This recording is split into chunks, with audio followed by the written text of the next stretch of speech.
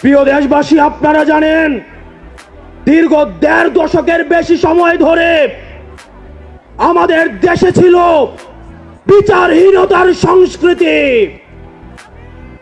লগি বৈঠা থেকে শুরু করে ২০০৯ সালে আমাদের দেশের যারা ডিফেন্স অফ ফার্স্ট লাইন বিডিআরদেরকে আপনারা দেখেছেন কিভাবে ভারতীয় আগ্রাসনের মধ্য দিয়ে হত্যা করা হয়েছে।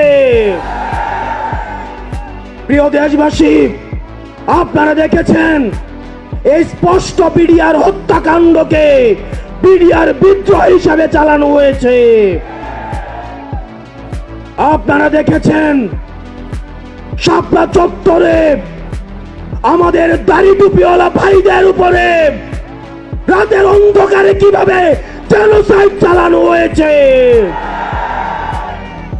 আমাদের দাড়ি টুপিওয়ালা ভাইদের সামনে থেকে কিভাবে মাইক কেড়ে নিয়ে যাওয়া হয়েছে। প্রিয় দেশবাসী, আপনারা দেখেছেন বাংলাদেশে কিভাবে রাতের ভোট, কিভাবে দিনের ভোট রাতে চালু করার সংস্কৃতি চালু হয়েছে, ডামি ইলেকশন চালু করা হয়েছে।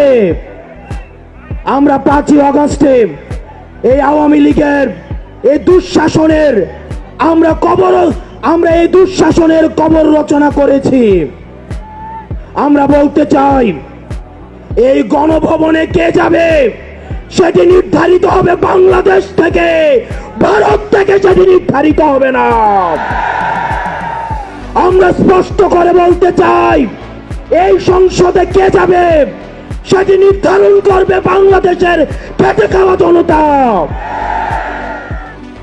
এই সংসদের মসনদে কে বসবে সেটি নির্ধারণ করবে এই ভূখণ্ডের মধ্যে যারা রয়েছে সেই ভূখণ্ডের মানুষ। আমরা দীর্ঘ ১.৫ দশকের বেশি সময় ধরে আমরা একটা জাতি গড়ে তুলতে পারি নাই। বিভাজনের রাজনীতি আমাদের মধ্যে ইচ্ছাকৃতভাবে জিয়ে রাখা হয়েছে। আমরা স্টেট ডেভেলপ করতে পারি নাই, আমরা নেশন ডেভেলপ করতে পারি নাই। আমাদের প্রতিষ্ঠানগুলো ভেঙে গিয়েছে, আমরা সুশাসন নিশ্চিত করতে পারি নাই,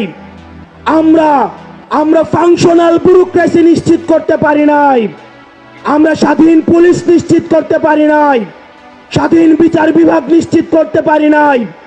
আমরা স্বাধীনতার এত বছর পরেও আমাদের তরুণ প্রজন্ম, আমাদের একটা ইনস্টিটিউশন আমরা প্রপারলি ফাংশন করতে দেখি নাই। আমরা আপনাদের কাছে কমিটমেন্ট দিতে চাই, এই তরুণ প্রজন্ম আমরা ইনস্টিটিউশন গুলাকে প্রপারলি ফাংশনাল করব। আমরা আপনাদেরকে কমিটমেন্ট দিতে চাই, এই বিভাজনের রাজনীতির ঊর্ধ্বে উঠে আমরা একতার রাজনীতি বাংলাদেশে চালু করব। আমরা স্টেট ডেভেলপ করব।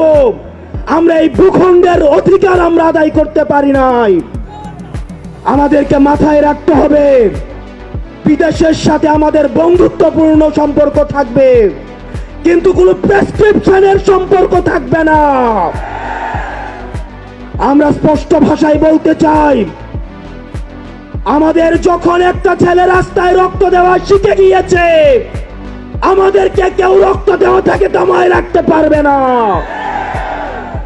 সুতরাং আমরা স্পষ্ট ভাষায় বলতে চাই, আমাদের প্রবীণ রাজনীতিবিদ যারা রয়েছে তাদের অভিজ্ঞতা এবং তরুণদের তেজদীপ্ত এবং অকুত ভয় যে নেচার রয়েছে, সেটার মিথস্ক্রিয়ায় আমরা পরবর্তী বাংলাদেশ বিনির্মাণ করব। আমরা যতদিন না পর্যন্ত আমরা নিশ্চিত করতে চাই এদেশ থেকে পরিবারতন্ত্র, এদেশ থেকে কবরস্থ হয়েছে। এদেশে কামারের ছেলে প্রধানমন্ত্রী হবে, কুমারের ছেলে প্রধানমন্ত্রী হবে।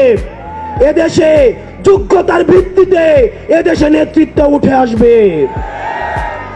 আমরা স্পষ্ট করতে চাই, আমরা একটা সুন্দর বাংলাদেশ গড়তে চাই, যে বাংলাদেশে আমাদের মধ্যে কোনো ধরনের ভেদাভেদ থাকবে না।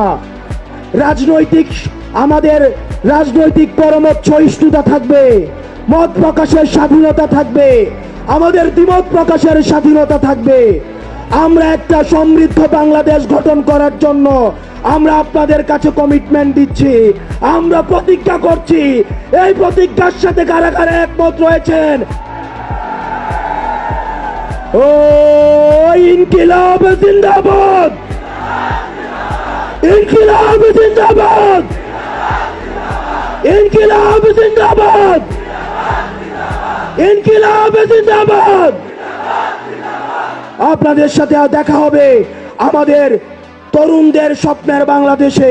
আসসালামু আলাইকুম ওয়া রাহমাতুল্লাহ।